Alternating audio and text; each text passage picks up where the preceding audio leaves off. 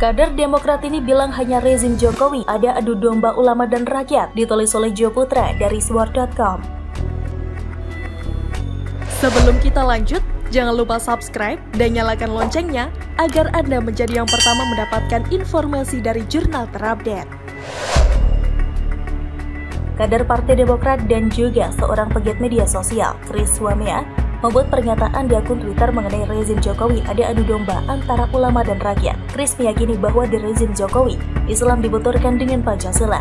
Hanya di rezim ini kita temukan ada adu domba ulama dan rakyat, Islam dibenturkan dengan Pancasila, katanya melalui akun Twitter @putrawadapi. Mulai deh, kader Demokrat satu ini kambuhan lagi halusinasinya. Sejak kapan Jokowi mengadu domba ulama dengan rakyat?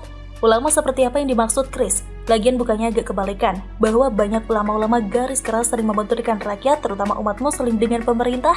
Jika model ulama-ulama radikal dan intoleran seperti MRS, UAS, Felix Shaw, Sugi Nur, dan semua ustadz aliran Wahabisme, tentu rakyat yang berakal sehat akan memusuhi mereka. Dan seperti biasa barisan sakit hati seperti Chris Wamea, ketika menyerang pemerintah selalu mudah dipatahkan. Chris hanya meluapkan emosi kekesalan terhadap Jokowi lantaran ingin mencari perhatian. Chris yang juga pembela Ormas FPI ini sering melakukan penyerangan terhadap Jokowi, hanya berharap dieluk-elukan oleh kelompok radikal. Sudah menjadi biasa jika kaum kafir yang membela kelompok radikal pasti akan disanjung dari puji. Contoh yang gamblang Rocky Gerung, Lius Sukarisma, Natalius Pigai, dan lainnya. Jika Jokowi benci dengan ulama lalu membuat adu domba dengan rakyat adalah salah besar dan fitnah. Jokowi mewakili wakil yang seorang ulama. Jokowi memiliki wakil yang seorang ulama besar, yakni Kiai Ma'ruf Amin. Tidak pernah ada satu jejak digital pun yang memberitakan adu domba ulama versus rakyat yang dilakukan oleh Jokowi kecuali berita bohong dan hoax yang diciptakan kaum kadrun.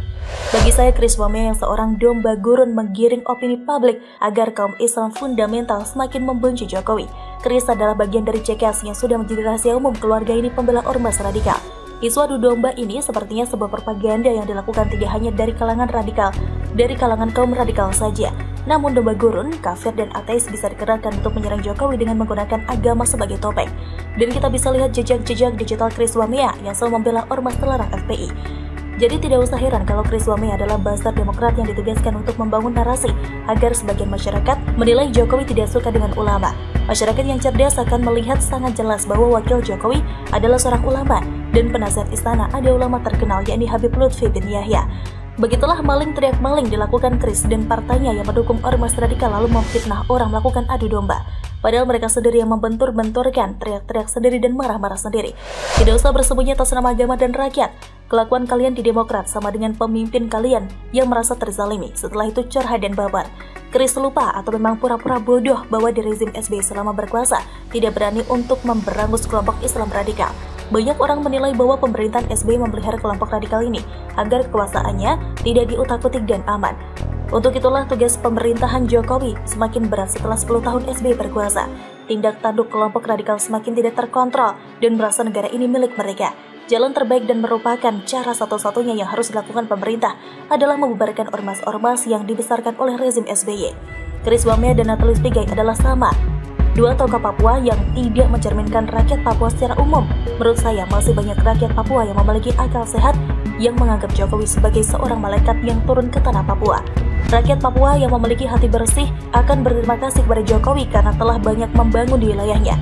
Biarkan seorang Chris Wamea berlumur dengan kebencian dan dibalut sakit hati karena ia iri dengan kesuksesan Jokowi membangun Papua ketimbang SBY. Kita bisa menilai bahwa semua sindiran dan nyinyiran yang datang dari Partai Demokrat adalah sampah yang harus dibuang ke tempatnya. Nyinyiran mereka selalu menyerang yang mudah sekali untuk di-smash balik tepat ke wajah mereka hanya dengan membuat sensasi seperti sindiran dan nyinyiran di Twitter. Partai Demokrat berharap banyak bahwa masyarakat akan bersimpati dan dapat memberikan dukungannya untuk mereka. Tidak ada lagi yang dapat dijual dari partai berlambang Mercy ini, kecuali menyerang, memfitnah, ujaran kebencian, dan seterusnya terhadap pemerintah agar lebih banyak diperhatikan oleh kaum sebelah. Demikian kira-kira kata kura-kura.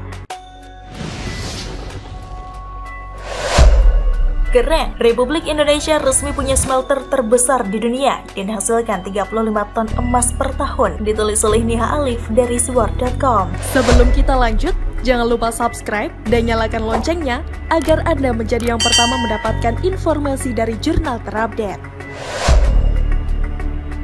Jokowi memang presiden legenda dan tidak ada duanya. Indonesia seakan mendapat durian runtuh di era kepemimpinannya. Satu persatu hal mustahil justru diwujudkan. Mereka yang dulu berkuasa, ia buat takluk dengan aturan mematikan. Salah satunya permintaan pembangunan smelter yang selalu menuai keberatan dari pemilik perusahaan tambang. Kini, didikannya ke Freeport mulai membuahkan hasil. Beritanya akan ada 1,7 ton cadangan mineral yang diolah dan setara 600.000 truk. Smelter sendiri berasal dari bahasa Inggris yaitu smelting, artinya peleburan. Dalam artian luas, smelter berarti fasilitas peleburan tambang yang kemudian diolah menjadi mineral murni yang memiliki nilai tambah tinggi. Sejak tahun kemarin, Jokowi telah melarang ekspor nikel mentah di Eropa karena yakin kita bisa mengolah di negeri sendiri. Hal ini diwujudkan dengan kerjasama Republik Indonesia dan Cina untuk pengolahan nikel di Sulawesi dan kini disusul PT Freeport. Hal yang sebelumnya dinilai mustahil karena nilai investasi smelter yang sangat besar. Seperti diberitakan Detik.com, Ketua Asosiasi Pertambangan Indonesia Martiono Hadianto mengatakan, di antara 5 komoditi yang sudah dilakukan kajian, pasir besi kesimpulannya ekonomis, nikel dan alumina layak secara ekonomi tapi butuh 2 syarat. Sedangkan timbal, seng, dan tembaga tidak. Besi untuk dijadikan sponge iron dibutuhkan dana investasi untuk membangun pabrik smelternya sebesar 132 miliar dolar Amerika Serikat. Sedangkan besi dijadikan pig iron dibutuhkan investasi sebesar 165 miliar dolar Amerika Serikat, ucapnya. Sedangkan nikel dan alumina layak secara ekonomi namun membutuhkan 2 hal strategis. Pertama adalah pasokan listrik yang mencukup dan murah, karena satu smelter nikel butuh listrik 150-300 MW. Sedangkan untuk smelter alumina membutuhkan listrik 156 MW. Kemudian investasi untuk smelter nikel menjadi ferronikel mencapai 972 miliar dolar Amerika Serikat atau 9 triliun rupiah.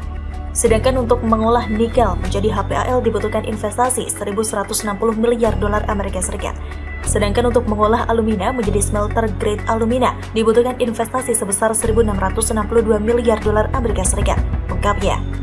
Nilai investasi yang sangat besar tersebut membuat perusahaan tambang sulit mengembangkan smelter. Tentunya tidak mungkin dari satu institusi, harus konsorsium. Nah, konsorsiumnya dalam negeri apa luar negeri? Kalau dalam negeri pakai rupiah dengan bunga tinggi, kalau luar negeri pakai dolar dengan bunga lebih kecil, ucapnya. Apalagi faktanya dari beberapa informasi, belum ada satupun investor smelter yang bisa selesaikan pembangunan pabrik pada tahun 2014. Kalaupun mengandalkan smelter di Gresik, mereka harus tambah kapasitas hingga 600.000 ton, dan itu membutuhkan dana investasi sebesar 3,6 sampai 6 miliar dolar Amerika Serikat, tegasnya. Akhirnya keraguan akan visi misi Jokowi terjawab 6 tahun kemudian. Dirinya kini secara resmi menyaksikan groundbreaking pembangunan terbesar dunia di Gresik yang dikelola PT Freeport. Seperti dilansir CNBC-Indonesia.com, Presiden Joko Widodo pada hari ini menyaksikan groundbreaking pembangunan smelter PT Freeport Indonesia di kawasan ekonomi khusus atau KEK Gresik, Jawa Timur. Berbicara dalam peresmian, Presiden Jokowi menegaskan fasilitas pengolahan dan pemurnian konsentrat itu akan menjadi salah satu pabrik smelter terbesar di dunia. Kita mendapatkan laporan bahwa smelter yang akan dibangun ini dengan desain single line terbesar di dunia, kata Jokowi Selasa 12 Oktober 2021. Pabrik ini, kata Jokowi, setelah rampung dapat mengolah 1,7 juta ton konsentrat tembaga dan 480.000 logam tembaga. Jokowi mengaku tidak bisa membayangkan saat pabrik ini rampung. Bayangkan 1,7 juta ton kalau dinaikkan truk yang kecil itu biasanya bisa angkut 3-4 ton. Jadi berapa truk yang akan jajar di sini? Kalau 3 ton satu truk kecil, berarti ada 600.000 truk berjajar di sini. Ini gede sekali. Kerennya lagi, tidak hanya tembaga yang bisa dihasilkan oleh smelter, tapi juga puluhan juta ton emas yang nilainya sekitar 30 triliun rupiah. Seperti dilansir Kompas.com, Menteri Badan Usaha Milik Negara atau BUMN Erick Thohir mengungkapkan kemampuan produksi smelter PT Freeport Indonesia di Gresik. Mula-mula Erick menyampaikan penjelasan mengenai nilai investasi pembangunan smelter Freeport Gresik dan produksi yang akan dikerjakan di lokasi tersebut. Smelter ini akan melakukan investasi 42 triliun rupiah yang fungsinya sebagai pemurnian tembaga yang menghasilkan katoda tembaga. Katanya, di Serap letakkan batu pertama pembangunan smelter Freeport Gresik, tepatnya di kawasan ekonomi khusus Gresik, Jawa Timur, Selasa 12 Oktober 2021. Juga fasilitas pemurnian logam berharga yang menghasilkan emas, perak, dan logam berharga lainnya. Sehingga nanti kita bisa hasilkan rata-rata 35 ton emas per tahun yang nilai transaksinya 30 triliun rupiah, tandasnya. Dia menjelaskan bahwa selama konstruksi smelter ini akan menyerap 40.000 tenaga kerja. Tenaga kerja tersebut bakal diprioritaskan bagi pekerja asal Jawa Timur. Akhirnya kita tahu Jokowi laksana malaikat yang diturunkan Tuhan untuk membenahi Indonesia. Negara yang dulu terkenal sebagai sarang koruptor dan dinilai mustahil untuk maju, nyatanya malah bikin seluruh dunia gempar. Tentu karena kemajuan pesat dan berita positif yang dibawa, bukan sebaliknya. Hanya manusia-manusia yang berhati kotor yang terus memfitnah dan mencaci maki Jokowi karena suatu hal. Tapi tutup mata akan semua usahanya. Semoga saja akan ada penerusnya yang juga mewarisi kerja keras dan visioner seorang Jokowi. Dirinya telah membuktikan bahwa tidak perlu takut melangkah selagi tujuan untuk memajukan rakyatnya. Begitulah kura-kura. Bagaimana menurut Anda? Silahkan tulis komen Anda di kolom komentar. Jangan lupa untuk like, subscribe, dan share. Arkana pamit, sampai jumpa.